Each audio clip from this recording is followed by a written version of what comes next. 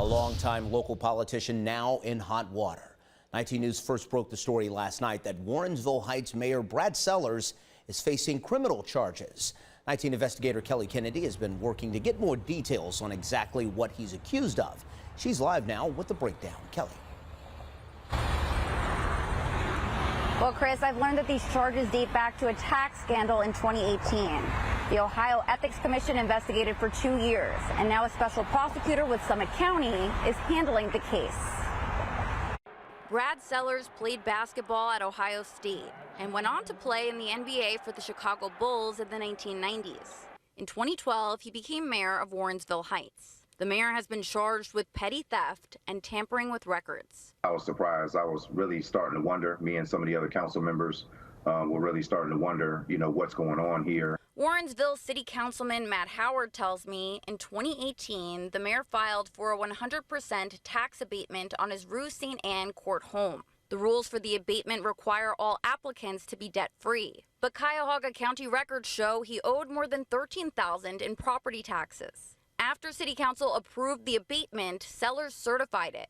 Howard was on the council then. It's a vetting process before it even gets to City Council, so we rely heavily on our attorney and our department heads to let us know, and our consultants to let us know what's going on. In a shocking turn of events, Councilman Howard says Mayor Sellers fired Law Director Teresa Beasley Monday, one day before the news of the criminal charges broke. I said, oh my, I could only imagine, why or what was going on. We got no explanation, no anything, just a blanket email just stating that, as of today, Teresa Metcalf Beasley no longer represents the city of Warrensville. Ohio law says having an unlawful interest in a public contract is a crime.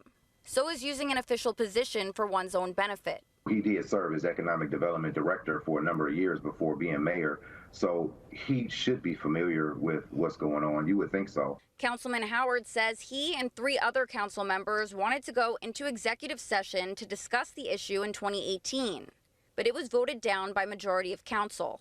Do you feel like even yourself as a city councilman that you were kept in the dark on a lot of this?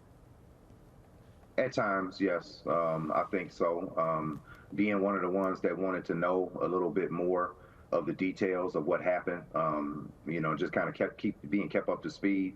You kind of start to feel a little ostracized, as if you're not part of the team anymore. Sellers did pay the taxes he owed before announcing he was running for Cuyahoga County Executive in January 2022. He withdrew from the race 10 days later after media reports came out about the tax issue. This has been very trying for myself, my council, numerous residents, businesses, things like that.